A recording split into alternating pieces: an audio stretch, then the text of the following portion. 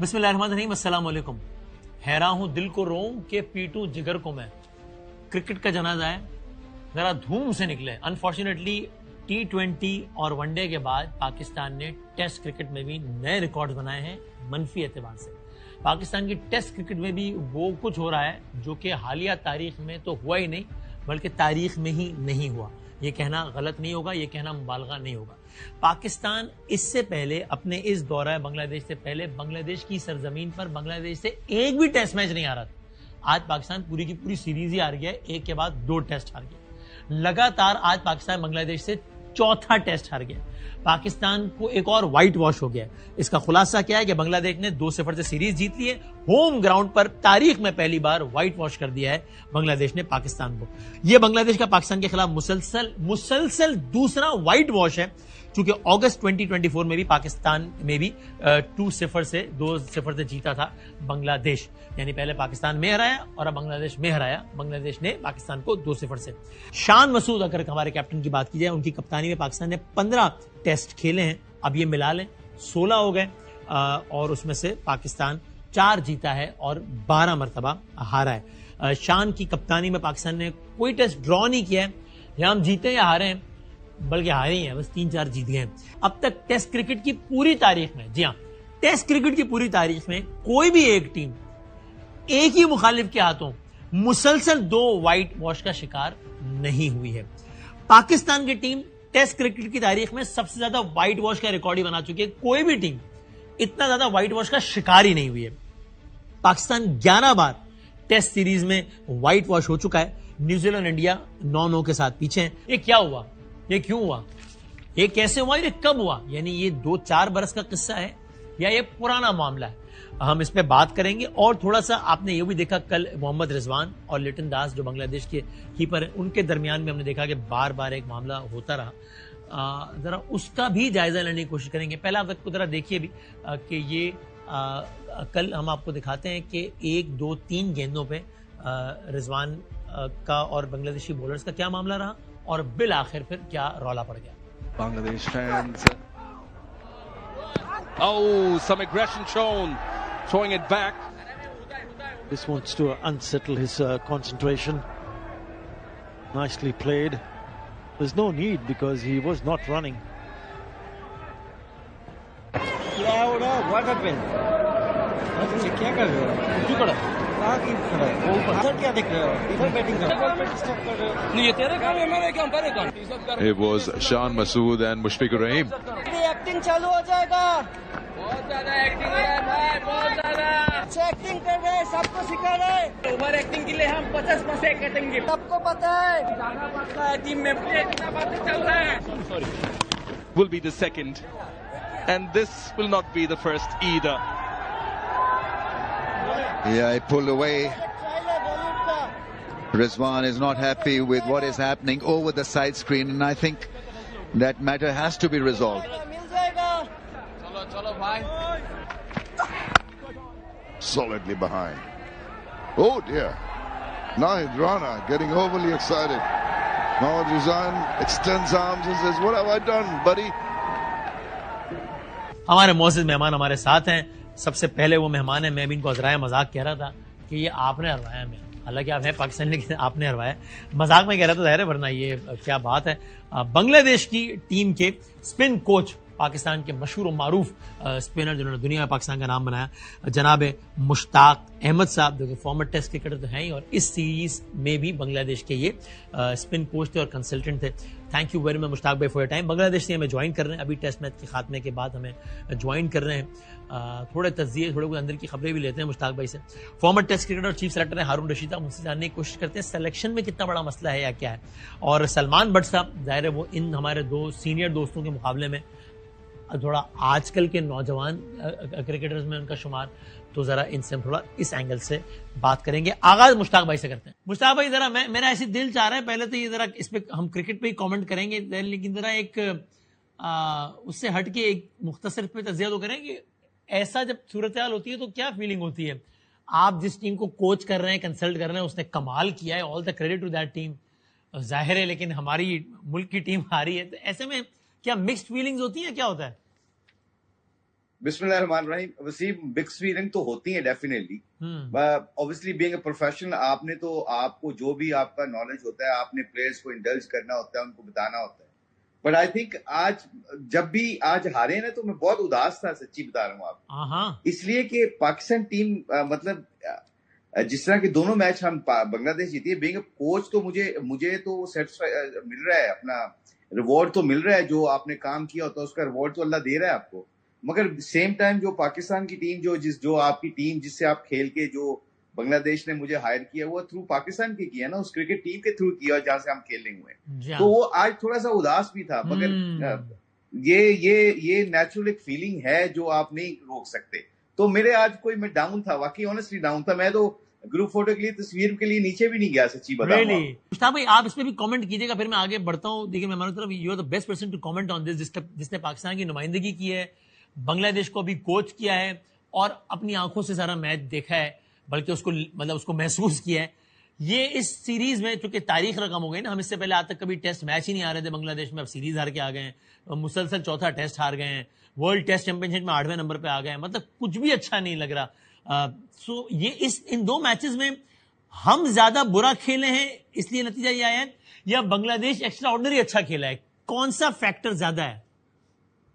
I think Bangladesh cricket बहुत अच्छा खेला है। उसकी रीजन बताता हूं। आपकी सिलेक्शन हमने 5 बॉलरों से खेले, ये सबसे बड़ा साइन था। क्योंकि टेस्ट मैच आप 600 रन भी कर लो तो आपको 20 विकेटें लेनी पड़ती हैं। तो हमने 5 बॉलरों के साथ गए, सबसे पहला साइन। और ये दलेराना फैसला, ऊपर से घास वाली विकेट पे आप 2 स्पिनर को खेल रहे हैं। मैंने रावलपिंडी के टेस्ट मैचों में अगर आपने मैंने 2-3 दफा प्रेस कॉन्फ्रेंस की थी ना, तो उसमें मैंने बताया था ये बात। मैं ये बताया था वसीम के नीचे जो पिचेस होती है ना, एशियन पिचेस, उनके ऊपर घास भी छोड़ दो, गर्मी में मैच खेलो आप, तो अंदर से वो ड्राई होती हैं। पहला दिन या दूसरा दिन तक वो बॉल शायद थोड़ा बहुत हिलेगा, मगर सीम होगा या थोड़ा तेज करेगा, मगर अंदर तो पिच के अंदर जो होती है ना, वो ड्राइनेस रहती है, और वो स्पिनर का रोल इवन बेटर, तो बहुत बेहतर होता चला जाता है। तो आई थिंक जो आपने क्वेश्चन किया है, बांग्लादेश क्रिकेट बहुत स्मार्टली खेला है, उन्होंने सिलेक्शन बहुत अच्छी की। 5 बॉलरों के साथ गए, 6 बैट्समैनों के साथ। छठा बैट्समैन कौन था? वो जो विकेट कीपर बैट्समैन था, आई थिंक। और पाकिस्तान, मुझे लगता है कि 4 बॉलरों के साथ आप खेलने जाते हैं ना, तो अगर देखे ना, हमारे 6 आउट हो गए थे 150 के ऊपर। अगर 5वां बॉलर होता, शायद ये 200 भी ना करते, क्योंकि फ्रेश बॉलर ने आके दूसरे बॉलरों को रेस्ट दे देना था। So I was always saying to batters, एक पार्टनरशिप की जरूरत है। जितने लंबे वो ओवर करेंगे सेकंड इनिंग्स में, उनसे हमें वो नहीं पकड़ सकेंगे। तो ये छोटी छोटी चीजें होती हैं जो टेक्निकली आपको खेलनी पड़ती है। मुश्ताक भाई, आपने वो विकेट कीपर बैट्समैन की बात की है, तो मैंने विकेट कीपर बैट्समैन पाकिस्तान के और विकेट कीपर बैट्समैन बांग्लादेश के, उनके दरमियान जो प्यार मोहब्बत हुई, उस पर आपसे बात पूछता हूं। पहले जरा मैं हारून भाई से पूछूं, हारून रशीद साहब से। हारून साहब, ये ऐसा भी क्या मतलब कि यानी आप बांग्लादेश के खिलाफ, मतलब with all the due respect to Bangladesh, जाहिर है उन्होंने वो और रिस्पेक्ट अर्न की उन्होंने, हमें अच्छा लगे या ना लगे, but we should accept it. लेकिन यानी ऐसा भी क्या कि आप बांग्लादेश से हारते नहीं है, बल्कि आउट क्लास करता है आपको बांग्लादेश, आपको चारों शाने चित करता है। आप तारीख रकम करते हैं मुसलसल चौथी हार की, तारीख रकम करते हैं मुसलसल दूसरे व्हाइट वॉश की। ये मतलब मेरा सवाल ये, what is so wrong with Pakistan cricket? It was the captaincy या और व्हाट एग्जैक्टली? देखिए वसीम, सबसे पहले तो आपका बहुत बहुत शुक्रिया कि आपने मुझे इस प्रोग्राम में बुलाया। दूसरी चीज ये कि क्योंकि देखें, इसको बहुत डीप स्टडी करना पड़ेगा। पाकिस्तान की जो प्रॉब्लम्स हैं वो ओवरनाइट नहीं हुई, ये ओवर द इयर्स हुई। सबसे पहली चीज तो ये है कि आप देखें कि over the years shorter format ने जो है ना वो जगह बना ली है। सही। पाकिस्तान के जितने भी प्लेयर्स हैं वो रेड बॉल क्रिकेट बहुत कम खेलते हैं। अब मैं आपको इंटरप्ट कर रहा हूँ, शॉर्टर फॉर्मेट में कौन से हमने झंडे गाड़ दिए? अच्छा नहीं, व्हाट आई वांट टू से, मैं वर्कलोड की बात कर रहा हूँ। मैं सिर्फ ये बता रहा हूँ कि अगस्त 2024 के बाद शाहीन शाह अफरीदी टेस्ट क्रिकेट से बाहर हो गए थे। बगैर फर्स्ट क्लास क्रिकेट खेले हुए वो टेस्ट क्रिकेट में दोबारा आते हैं और वो मैच खेल रहे होते हैं। मोहम्मद अब्बास और हसन अली, जिन्होंने लास्ट अपना मैच 2024 में ही खेला, दिसंबर में, और उसके बाद वो टेस्ट मैच खेलते हैं बगैर किसी फर्स्ट क्लास क्रिकेट को खेले हुए। और दूसरी चीज जो आप मुश्ताक ने जो बहुत सही बात की वो ये थी कि देखें, जब आप टेस्ट मैच में जाते हैं तो 5 बॉलर्स के बगैर तो जा ही नहीं सकते आप 4 बॉलर के साथ जा रहे हो, और उसमें बहुत ज्यादा इस चीज का एहतमाल होता है कि आपका कोई ना कोई एक बॉलर अनफिट हो जाएगा। आई थिंक शाहीन शाह अफरीदी का जो दूसरा टेस्ट मैच ना खेलना है मुझे उसमें फिटनेस का ज्यादा अमल दखल लगता है बजाय इसके कि उसको ड्रॉप किया गया। दूसरी तरफ आपका पहला स्पेल शुरू होता है तो आप 135 पे शुरू होते हैं, और जब आप सेकंड और थर्ड स्पेल में आते हैं तो 120 पे आ जाते हैं, 124 पे आ जाता है। आपका प्राइम बॉलर मोहम्मद अब्बास 124 से ज्यादा या 125 से ज्यादा वो बॉलिंग नहीं कर सका एक ऐसी पिच के ऊपर। आई थिंक जो क्रेडिट जो देना चाहिए वो बांग्लादेश को इसलिए देना चाहिए कि बांग्लादेश की पिचेस मोस्टली बहुत ऑन द स्लो वर्जन में होती थी। अगर आपको याद होगा कि जब भी ये खेलते थे अपने स्पिनर्स के ऊपर अटैक करके दूसरी टीमों को मुश्किलों में डालते थे, जैसे कि हम करते हैं। आप अभी भी आप देखेंगे पाकिस्तान में जब भी मैचेस होंगे आप वेरिएंट ऐसी पिचेस बनाएंगे जिसमें लो बाउंस होगा, स्पिन होगा, आपके बैट्समैन के लिए कोई मौका नहीं कि वो रन्स करे, आपके फास्ट बॉलर के लिए कोई मौका नहीं कि वो बॉलिंग करे। आई थिंक बांग्लादेश ने बहुत बड़ा डिसीजन लिया, उन्होंने 3 फास्ट बॉलर्स और 2 स्पिनर्स के साथ एक ऐसी अच्छी बैटिंग पिच के ऊपर, even 4th day 5th day ये स्ट्रोक्स के लिए कितनी कंड्यूसिव थी कि बैट्समैन बड़े आराम से खेल सकते थे। मैं अगर सलमान बट साहब आपसे पूछूं, अगर आप आजकल की क्रिकेट और उसको बहुत ज्यादा रिलेट करते हैं, यानी अब इसमें क्या कहें? ये भी आप वही कहेंगे कि जनाब के वसीम भाई ये तो शुरू में एक सही मसला है, सिलेक्शन से ही प्रॉब्लम है, या आप कहेंगे नहीं it is over for captain Shan Masood और वहां को तब्दीली करें तो बेहतरी आएगी, या ये स्क्वाड में ही एक मेजर ऑपरेशन होना चाहिए? इस तरह के जुमले हम पहले सुन चुके हैं जब T20 में हार रहे थे। तो अब इसको बेहतर करने के लिए कहां से शुरू करना पड़ेगा सलमान भाई? यानी इससे ज्यादा वर्स अल्लाह माफ करे, अब क्या रह गया पीछे? इससे बुरा होने को क्या रह गया? जी, सबसे पहले तो मुझे भाई को, अरुण भाई को आते हैं वसीम भाई के सेंटिमेंट और अच्छा खेले बुरा खेले बांग्लादेश को क्रेडिट है। Bangladesh cricket does pretty well. उन्होंने डिसीजन लिया, उन्होंने अपने खेलने का तर्ज बदला, उनकी सिलेक्शन बेहतर थी, उनकी पिचेस में उनकी दिलेरी फैसलों में नजर आए, तो उनको बहुत क्रेडिट जाता है इसका, और दे प्लेड बेटर क्रिकेट। सही है। हमारा मसला अगर तो शान को बदलने से खाली हल हो जाए, या सिर्फ सिलेक्शन गलत थी, या चलो बैट्समैनों ने अगर अब की बार कुछ नहीं किया तो फिर तो बड़ा इजी है, आप चेंज कर लेंगे अगले टूर पर ठीक हो जाएगा। लेकिन ऐसी कोई कहानी है नहीं, ठीक है। Both of the gentleman alongside me have been part of the cricket board. It's a long story. आपका ये बिल्डअप है जिसका ये इफेक्ट आपके सामने आ रहा है। आपका कौन सा लड़का है जिसने लास्ट 2 सीजन फर्स्ट क्लास के पूरे खेले? इस पूरी टीम में कौन सा प्लेयर है जिसने 200 स्कोर किया पिछले 2.5 साल में एक दफा भी? किसी एक प्लेयर ने किसको सेंचुरी करनी आती है? यानी कि करनी आती से मुराद है कि कौन फ्रीक्वेंटली क्रिकेट खेलता है? 4 सेशन बैटिंग करना मजाक है? 4 सेशन बारी लेना मजाक है? या 5 सेशन एक प्लेयर का खड़े रहना मजाक है? तो टेस्ट मैच तो ऐसे ही बचते हैं। जब आप जो रूट का नाम लेते हैं, जब आप नाम लेते हैं विराट कोहली का, या आप दुनिया के टॉप प्लेयर की बात करते हैं, केन विलियमसन की बात करते हैं, तो वो लोग रेगुलर परफॉर्मर्स हैं, वो 4 सेशन बैटिंग करनी आती है उनको। हमारे जो प्लेयर हैं इनके साथ जितने भी लोग अटैच हैं, ये अरुण भाई बैठे हैं, आपको बताएंगे, इनसे पूछे, मुशी भाई से पूछे, आपका जितना सारा जो सेटअप है वो बात ही इंटेंट और स्ट्राइक रेट की करता है। आपने कब किसी एक्सपर्ट को या किसी जो मैटर करने वाले अहदेदार को ये कहते सुना है कि यार हम तैयारी कर रहे हैं कि हमारे बैट्समैन बड़ा 100 करे, हमारा प्लेयर 200 करे, हमारा बॉलर 500 करे? किसकी कैपेसिटी है इन सारों में से? हम अनप्लेड प्लेयर क्यों कैरी करते हैं? ठीक है, हमारे सेंट्रल कॉन्ट्रैक्ट में किधर है टेस्ट क्रिकेट? हमारी प्रायोरिटी नहीं है basically test cricket. It is something जो हम लैक ऑफ इंटरेस्ट है हमारा बहुत बड़ा, ठीक है। और बट सलमान में if it is only about test cricket तो फिर हम बाकी फॉर्मेट्स में भी तो झंडे तो नहीं गाड़ रहे ना? नहीं, तो मैं आपको बताने लगा ना, अब मैं उस पे आ रहा हूँ आपकी बात पे। वो इसलिए नहीं झंडे गाड़ रहे क्योंकि खाली छोटा फॉर्मेट आप खेलना शुरू कर दें, आप 0 होते जाएंगे, और एक दिन आएगा फारिग होके जो है ना चले जाएंगे क्वालिफाइंग राउंड के अंदर। एक्सीलेंस आती है लंबी क्रिकेट से, 4 दिन की क्रिकेट से, बच्चों की 3 डे की क्रिकेट से, और टेस्ट क्रिकेट जो है वो अल्टीमेट क्रिकेट है। इसमें अगर आप अच्छे हैं तो बाकी आप गुजारा कर लेते। सही है। सो अजय, मुश्ताक भाई जरा ये तो बताएं, क्रिकेट की दुनिया का हमने ये भी थोड़ा सा एक अजब मंजर देखा, स्लेजिंग होती रहती है, लेकिन ये थोड़ा सा लगा कि मैं ज्यादा ही हो गया, रिपीटेडली होता रहा। जो रिजवान और लिटन दास के दरमियान जो मामला हुआ, आपको क्या लगता है कि चूंकि रिजवान अनफॉर्चुनेटली वो पहले भी वो कह भी चुके हैं एक दफा कि some time crime some time acting, तो वो सिंस ही कैरीज दैट बैकग्राउंड, इसलिए जो कुछ हुआ वो जस्टिफाइड था, या आपको लगता है कि नहीं जो भी है लिटन दास को अगर बहुत प्रॉब्लम भी थी तो एम्पायर को कहते हैं, ये इतना डायरेक्टली उनको कहना, इस तरह बार बार कहना, कौन आपको ज्यादा एट फॉल्ट लगता है? एक्चुअली आज सुबह ही नाश्ते पे मैंने थोड़ी सी बात इनको दोनों की रफा दफा करवाई है। अच्छा, लिटन से भी बात की मैंने, रिजवान से भी बात की, तो वो कहते हैं रिजवान को आपको पता है फ्रस्ट्रेट करता है वो, उसकी एक वो दिस इज हिकमत अमली वो करता है वो, वो जान के कई दफा करता है ताकि लोग फ्रस्ट्रेटेड हों, अपने बबल से निकल के, वो अपने प्लान से निकल के वो फ्रस्ट्रेटेड होते हैं। तो I think other way round, मैंने भी लिटन को यही कहा था, बल्कि हमने उनको थोड़ा सा कहा था, मैंने कहा जैसे वो करे वैसे तुम करो।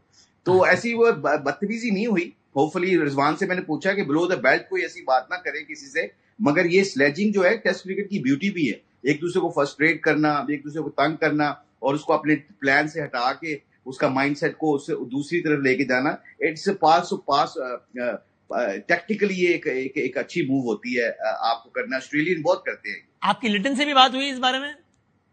हाँ, लिटन से मैंने पूछा, पहले रिजवान से पूछा। हाँ। आज के नाश्ते की बात बता रहा हूँ मैं, ऐसे पहले जाने तो मैंने रिजवान से पूछा, रिजवान ने कहा कि नहीं वो मुझे तंग कर रहा था, बट मैं तो अंपायर क्या कह रहा था कि जी वो बंदा सामने है तो मेरा तो हक है। रिजवान का तो हक था कि वो कह सकता है, वो तो अंपायर ने फैसला करना है कि रिजवान सही कर भी रहा है कि नहीं कर रहा। अगर वो बंदा सामने खड़ा है तो रिजवान का हक है। मगर लिटन आगे उसको तंग कर रहा था कि ताकि वो भी अपने बबल से निकले, वो भी फ्रस्ट्रेटेड होके कोई ऐसी शॉट खेल दे जिसको वो एक्सपेक्ट नहीं कर रहा था। तो आई थिंक फिर दोनों की बात की, दोनों एक दूसरे की रिस्पेक्ट कर रहे हैं, दोनों एक दूसरे से मोहब्बत भी करते हैं। वो बहुत, बांग्लादेश के जितने भी प्लेयर हैं हमारे लड़कों की बहुत इज्जत करते हैं। And after the game I think everything is fine.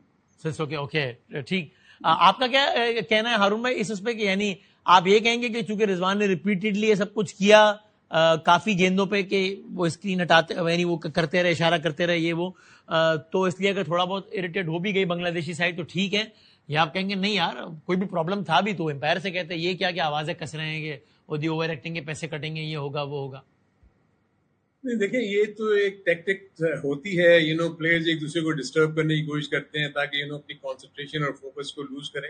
और आपने देखा होगा कि रिजवान, इस तरह के बहुत सारे प्लेयर्स होते हैं, हर टीम में एक आध प्लेयर ऐसा होता है जो वो इरिटेटिंग रोल प्ले करता है ताकि दूसरी टीमों को डिस्टर्ब करे। बट ऑब्वियसली इस चीज को इस लेवल पे तो नहीं जाना चाहिए था, लेकिन अच्छा किया जैसे मुश्ताक ने बताया कि इन्होंने उसको पैचअप करा दिया। लेकिन देखिए ये 5 दफा होता है, मुझे अच्छी तरह याद है कि जावेद मियादाद ये रोल प्ले करते थे पाकिस्तान के लिए कि शॉर्ट लेग पे खड़े होके, सिली पॉइंट पे खड़े होके वो डिस्टर्ब करना बैट्समैन को ताकि वो अपना फोकस लूज करे। लेकिन आई थिंक इसमें तो रिजवान के पॉइंट ऑफ व्यू से उसके लिए ये गलत था कि कहीं वो अपना फोकस लूज करके वो कल ही ना आउट हो जाता तो सिचुएशन बिल्कुल डिफरेंट हो जाती। लेकिन आई थिंक इसको आप इस तरह समझेंगे ये एक किस्म की स्ट्रेटेजी का हिस्सा होता है। बाज टीमें अपने अपने प्लेयर्स को बाकायदा कह के जाती है कि यार तुमने इसको तंग करना है, तुमने इसको करना है ताकि वो डिसफोकस हो। मुश्ताक भाई आप कुछ कह रहे थे आखिर में?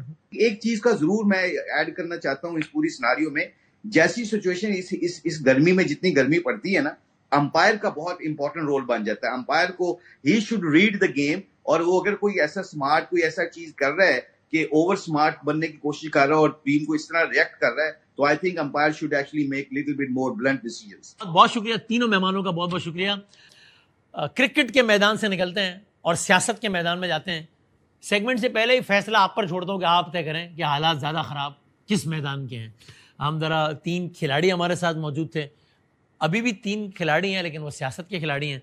हम ज़रा उनसे सियासी मंजरनामा समझने की कोशिश करते हैं। मैं बहुत शुक्रगुजार हूँ हमारे हरदिल अजीज़ जनाब मोहसिन बेग साहब हमारे साथ तशरीफ़ फरमाएँ। मोहसिन बेग साहब का दायरा है सियासी मालूमात, सियासी तज्ज़िया और फिर सहाफ़ती वाबस्तगी का मजमुआ है मोहसिन साहब।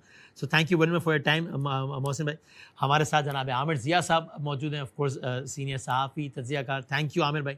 और हमारे हरदिल अजीज़ नौजवान जनाब इरशाद भट्टी साहब तशरीफ़ फरमा। इरशाद भट्टी साहब जब भी प्रोग्राम में आते हैं अपनी ड्रेसिंग से भी ये शो करने की कोशिश करते हैं कि मेरा शुमार नौजवानों में एक आ जाए, इसलिए मैं उनको एहतरामन सीनियर तज्ज़ियाकार नहीं कह रहा कि वो इस पर भी नाराज़ हो जाएंगे कि यार मैं इससे बड़ा लग रहा हूँ। मैं आपको जूनियर तज्ज़ियाकार कह लेता हूँ या जो भी कहूँ, अब क्या कहूँ मैं। ज़रा 2-3 मौज़ूआत पे बात करनी है। मोहसिन साहब पहले इससे आगाज़ कर लेते हैं। ये एक बार फिर ये खबर सरगर्म है कि जनाब वो पीपल्स पार्टी की तो सिस्टम से नाराज़गी या सिस्टम की पीपल्स पार्टी से नाराज़गी, 28वीं तरमीम में पीपल्स पार्टी आंखें दिखा रही है, फिर सिस्टम भी जवाब में आंखें दिखा रहा है। आपकी मालूमात और तज्ज़िये में ये सब वाकई कुछ ना कुछ है, कहीं आग लगी हुई थी, धुआं उठ रहा है, या आप कहेंगे यार ये हर 6 महीने बाद का तमाशा है, कुछ भी नहीं है, सबने पुरानी तनख्वाह पे काम करना है, बिल्कुल रिलैक्स है, कोई टेंशन नहीं है?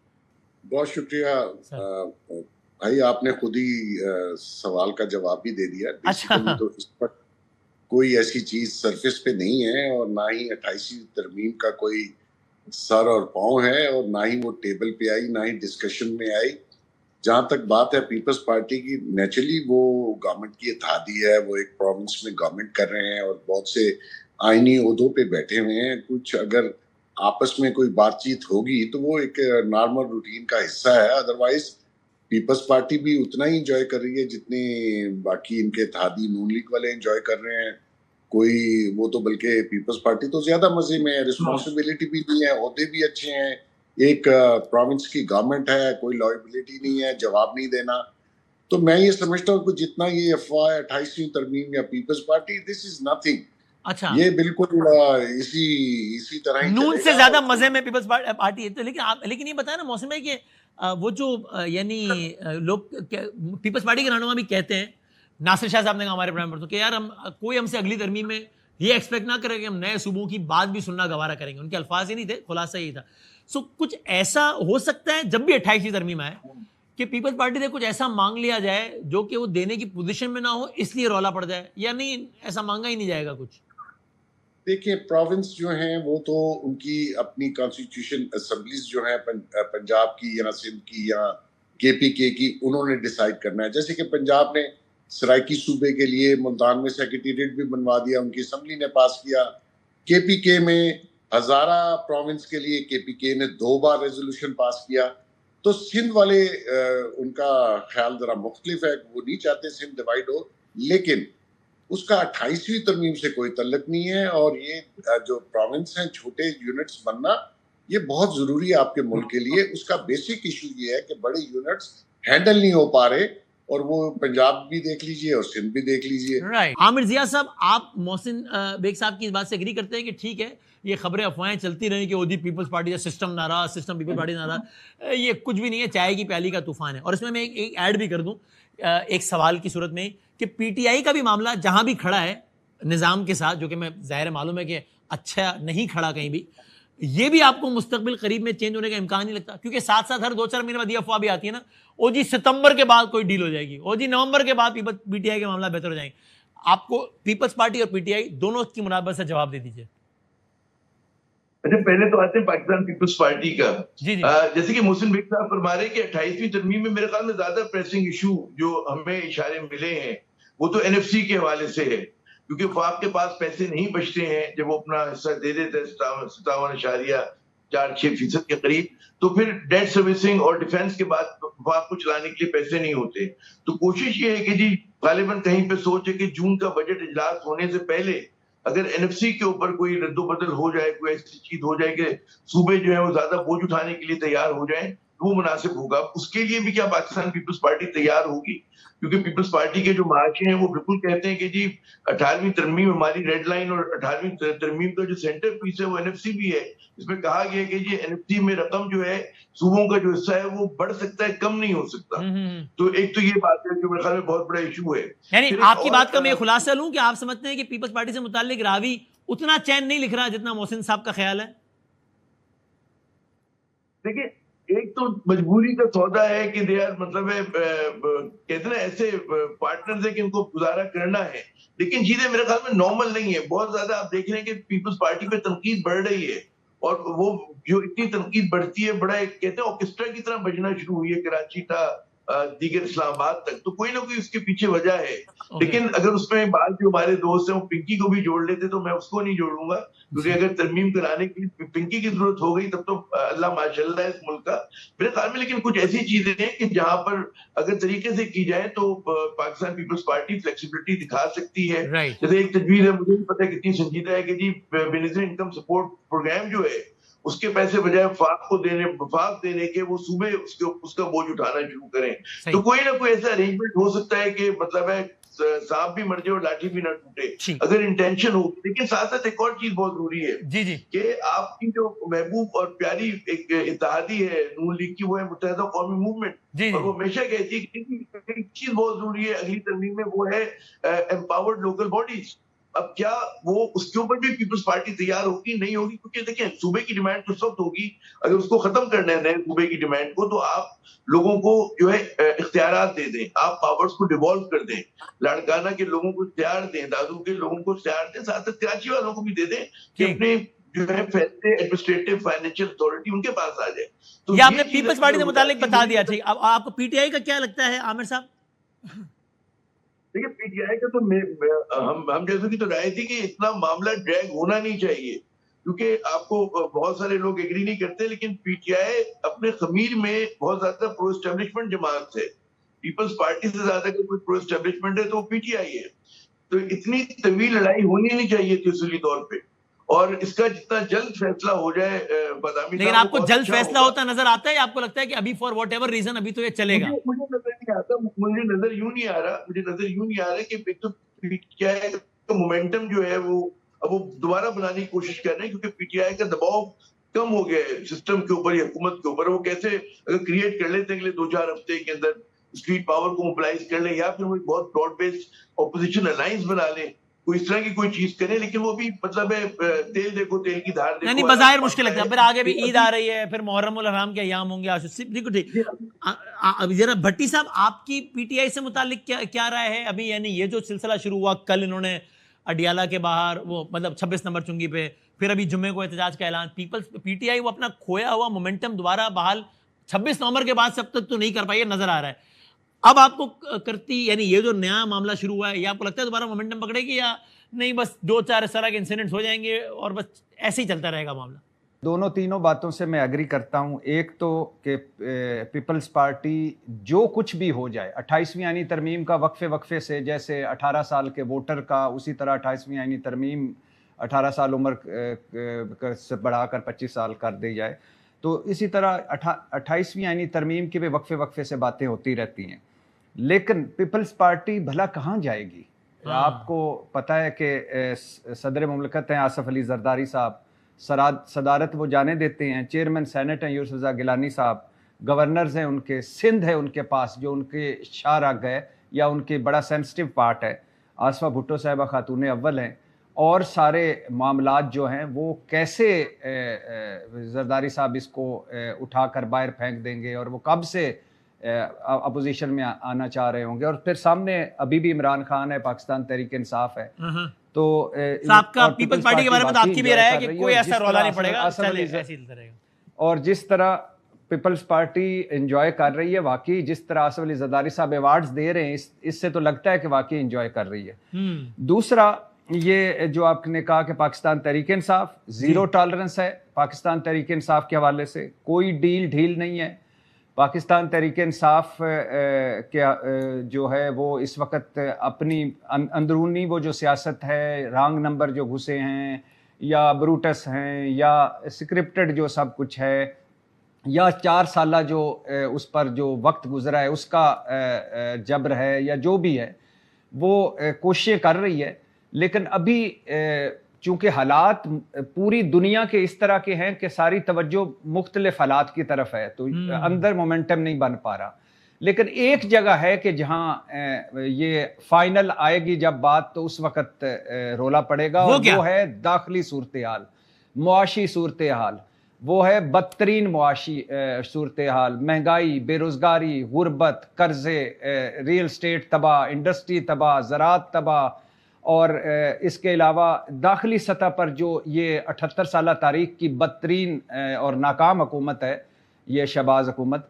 तो जब यहाँ बात आएगी और जब बजट आएगा, जब IMF मज़ीद टैक्स लगाएगा, जब मज़ीद रोले पड़ेंगे, अगर तो ये वो मामलात हैं जिस पे आकर ये हुकूमत डिलीवर नहीं कर पा रही, पिछले 4 साल हो गए इनको।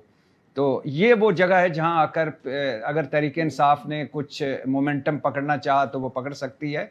बाकी अभी तक कोई ऐसे आसार नहीं है कि पाकिस्तान तहरीक इंसाफ के हवाले से कोई चीज़ें हों।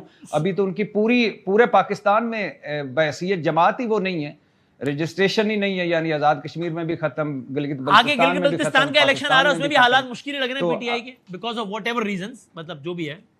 जी 7 जून को जी मुझे नहीं लगता कि वहाँ उसकी रजिस्ट्रेशन है, उधर भी मनसूख हो चुकी है जहाँ तक मैं जानता हूँ, आज़ाद कश्मीर में ही हो चुकी है। तो बहुत मुश्किल है, मुझे जीरो टॉलरेंस है। मोहसिन साहब, मैंने आपसे पीटीआई का नहीं पूछा था, आप आखिर में इस हवाले से बता दीजिए, बल्कि क्विकली मोहसिन भाई उसमें भी ऐड कर दीजिए कि हमारी आपसे जब आखिरी बात हुई थी कुछ माह पहले, तब आपने नून लीग या मरियम नवाज साहिबा के हवाले से भी कहा था कि शायद सिस्टम और वो थोड़ा सा अनकंफर्टेबल हो रहे हैं और मामला जैसे चलते रहे तो मामला ख़राब हो जाएगा, वो मामला पहले की निस्बत बेहतर हुआ है या ख़राब हुआ है?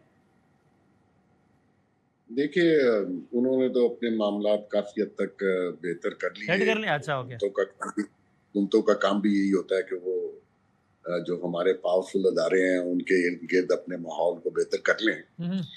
तो उन्होंने काफी बेहतर किए। वो आपको पता है हुकूमत एंजॉय भी कर रहे हैं। पंजाब में अकबुल बादशाही है, जैसे मर्जी हुकूमत चला ले, कोई इस वक्त तो कोई किसी को पूछने वाला नहीं है। और पीटीआई के हवाले से क्या लगता है, कुछ कर है या वैसे ही है, जीरो टॉलरेंस है एज भट्टी साहब सेड? नहीं, वो भट्टी साहब ने ठीक कहा, पीटीआई का कोई फ्यूचर नहीं है। पीटीआई तो खैर रहने दीजिए, खान का कोई फ्यूचर नहीं है, क्योंकि खान ने जो कुछ उनके साथ किया और जिस तरीके से वो उनको डराने की कोशिश कर रहा था, या जिस तरीके से उन्होंने सोशल मीडिया पे इन्फ्लुएंस करके लोगों की पगड़ियां उछाली और जिस किस्म के अलकाबात से उनको नवाजा, मेरा नहीं ख्याल कि वो भूल पाएंगे। और दूसरी बात यह है कि अभी तो जिस तरीके से उनको सजाएं हुई, वो तो कोर्ट से ही कोई रिलीफ मिले तो मिले, अदरवाइज तो कोर्ट्स भी बदलनी है। जो कोर्ट्स उनको गुड टू सी यू और रिलैक्स और पूरी फैसिलिटेशन सुबह और एक ही दिन में 36 केसों में बेल, वो सिस्टम खत्म हो गया। तो now he is facing real music. मेरा ख्याल में फिलहाल तो उनको कोई रियायत नहीं मिलेगी। कोई नहीं। क्विकली आमिर साहब, आप इस पे कंक्लूड कर दीजिए कि आप कह रहे हैं कि वो तो अपने खबीर में प्रो एस्टेब्लिशमेंट है, वो ठीक है, लेकिन अभी तो करंट निजाम से तो मामला इतना आगे नहीं चला गया कि शायद जहां से रिवर्सल मुमकिन ही ना हो, चूंकि अल्फाज की काट और लहजे और बात, अभी तो पीटीआई के खुद अपने जो रूहे रवा हैं वो कह रहे हैं कि हमारे हालात यहां तक आ गए हैं कि हम खान को रिहा करो से नीचे होके, डाउनग्रेड होके खान से मुलाकात करा दो पर आ गए। जी, आप बिल्कुल दुरुस्त कह रहे हो। मोहसिन बेग साहब और जो भी हमारे और दोस्त शाह साहब कह रहे थे कि फिलहाल तो बिल्कुल जीरो टॉलरेंस है, लेकिन मैं अमूमी तौर पे कहता हूँ कि जिन इश्यूज की इस मुल्क में सियासत होती है उस पर कन्वर्जेंस जो है वो पीटीआई का होगा, पीटीआई का बनता है। पीटीआई हमेशा से प्रो मतलब रही है कि जी डिवॉल्व किया जाए पावर। वो इश्यूज की मैं बात करूं कि वहां पर पीटीआई उनके साथ खड़ी हुई। और आपके ख्याल में आज भी पीटीआई तैयार है? अगर निजाम पीटीआई की तरफ एक हाथ बढ़ाए तो पीटीआई दोनों हाथ बढ़ाने को तैयार होगी? मेरे ख्याल में बिल्कुल होंगे, दोनों हाथ पैर उस बिल्कुल बढ़ाने को तैयार होंगे। सबको दामे दिरहम में सुखन है। लचक का मुजाहिरा अकोमोडेट करना पड़ेगा। ये देखिए, छोटी छोटी बातें अगर मुश्किल हो गई है, मुलाकात मुश्किल हो गई है, इलाज मालजा मुश्किल हो गया, जो माजी में नहीं हुआ करता था पाकिस्तान की सियासत में, अभ्यास करें तो जरा सा फ्लेक्सिबिलिटी का मुजाहिरा किया जाए तो में कोई ना कोई अच्छी राह निकल आएगी, निकलनी चाहिए। बट इसमें आपकी भी क्या यही राय आखिर में कि अगर निजाम एक हाथ बढ़ाए तो पीटीआई दो बढ़ा लेगी? जी बिल्कुल बिल्कुल बढ़ाएगी, लेकिन मुस्तकबिल करीब में वैसे तो ये वो मुल्क है कि जिसमें कल क्या हो जाए कोई पता नहीं, लेकिन अभी तक ना कोई हाथ बढ़ता हुआ दिखाई दे रहा है और ना दूसरी तरफ कोई यानी कोई एक कदम पीछे कोई हटता हुआ दिखाई दे रहा है। तो फिलहाल यही मंजरनामा तो जीरो टॉलरेंस है और कुछ भी नहीं है। थैंक यू सर, बहुत नवाजिश। मोहसिन बेग साहब, आमिर जिया साहब, भट्टी साहब, तीनों का बहुत बहुत शुक्रिया। एक ब्रेक लेते हैं। अब अमेरिका ईरान मामलात के हवाले से बहुत कुछ पक रहा है और पाकिस्तान के वज़ीर दाखिला एक बार फिर तेहरान मौजूद हैं और जाहिर है कि वो ये पाकिस्तान बांग्लादेश टेस्ट सीरीज़ या पीसीबी के चेयरमैन की हैसियत से नहीं गए वहाँ पे, पाकिस्तान के वज़ीर दाखिला की हैसियत से, बल्कि पाकिस्तान के बासर तरीन शख्सियत में से एक की हैसियत से गए। बात करते हैं एक छोटे से ब्रेक के पास। खुश आमदीद। अमेरिका ईरान मामले का मुस्तकबिल क्या होगा, ये दायरा इस वक्त दुनिया में सबसे बड़ा सवाल है। ताज़ा तरीन पेशरफ्त तो यही है कि डोनाल्ड ट्रंप ने कहा जी हमने कतर के फ़लाने, यूएई के फ़लाने और सऊदी अरब के फ़लाने का रुक जाओ, तो हम रुक गए, वरना मैं तो तैयार बैठा था, सब कुछ तैयारी, बस असला बारूद लोड था, बस करने ही लगे थे हमला। उन्होंने कहा सर हो जाएगी डील, आप मेहरबानी करें तो मैं रुक गया हूँ। ऐसे में पाकिस्तान के वज़ीर दाखिला एक बार फिर तेहरान पहुँचे, ज़ाहिर है इसी पेशरफ्त से मुताल्लिक, यानी अमेरिका ईरान मामले से मुताल्लिक की बातचीत के लिए पहुँचे। और एक बड़ी इंटरेस्टिंग या कह लीजिए तगड़ी मैसेजिंग चीन और रूस की तरफ से भी हुई है, क्योंकि वो रूस के सदर वहाँ गए हुए हैं अभी चीन। तो ना सिर्फ उन्होंने ये कहा है कि लड़ाई रुकना ज़रूरी है ये वाली, बल्कि ये भी कहा है कि रूस और चीन को यकतरफा, जी हाँ, रूस और चीन को यकतरफा गुंडागर्दी इक़दामात की मुखालिफत करनी चाहिए। It is not hard to assume कि ज़ाहिर वो किसके बारे में, ये किसको ये मैसेजिंग कर रहे हैं। और साथ साथ ट्रम्प ने भी कहा है कि हो सकता है 2-3 दिन में बस हो ही जाए हमला, होता ना भी हो। तो ये मामला किधर जा रहा है? क्या ये वीकेंड अल्लाह ना करे मामला को ख़राबी की तरफ लेके जाने की सलाहियत ज़्यादा रखता है या नहीं। हमने जहमत दी है मलिया लोधी साहबा को, जो कि पाकिस्तान में यानी USA में पाकिस्तान की नुमाइंदगी जिन्होंने की है, UN में की है और दुनिया के मुख्तलिफ ममालिक में। Thank you very much madam for your time.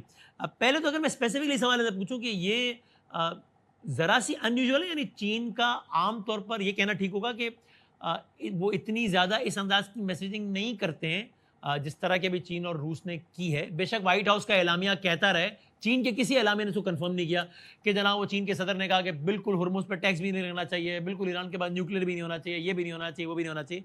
लेकिन ये रूस के साथ बैठ के वो जब कहते हैं कि यकतरफा गुंडागर्दी इक़दामात के में मुखालफत करनी चाहिए, you will call it in diplomatic language a bit of strong messaging from these two countries, a bit unusual? नहीं, मैं नहीं समझती कि अनयूजुअल है, इसलिए कि अगर आप सूरत हाल देखें तो वो तो खुद ही अनयूजुअल है, तो उस पे कमेंट करना फिर उसी के मुताबिक ही होगा इन हालात में। लेकिन ये जरूर है कि हाँ, मगर यानी कि चीन ने तो हमेशा हेजेमनी की खिलाफ उन्होंने अपोज किया है, बुलिंग बिहेवियर को अपोज किया है, और इस स्टेटमेंट में भी उन्होंने देखे ना किसी मुल्क का नाम नहीं लिया, लेकिन जैसे आपने कहा अब काफी क्लियर है कि उनका इशारा किधर है। तो इस वक्त देखें अमेरिका तो मुझे आइसोलेटेड नजर आता है, इसलिए कि सिवाय इजराइल के कोई उनके साथ नहीं खड़ा हुआ। सारी बैनुल अक़वामी कम्युनिटी जो है वो चाहती है ये जंग खत्म हो, और वो चाहती है कि अमेरिका, बल्कि सदर ट्रम्प 8 मुल्कों पे वो हमला कर चुके हैं अब तक, रिकॉर्ड बना लिया उन्होंने।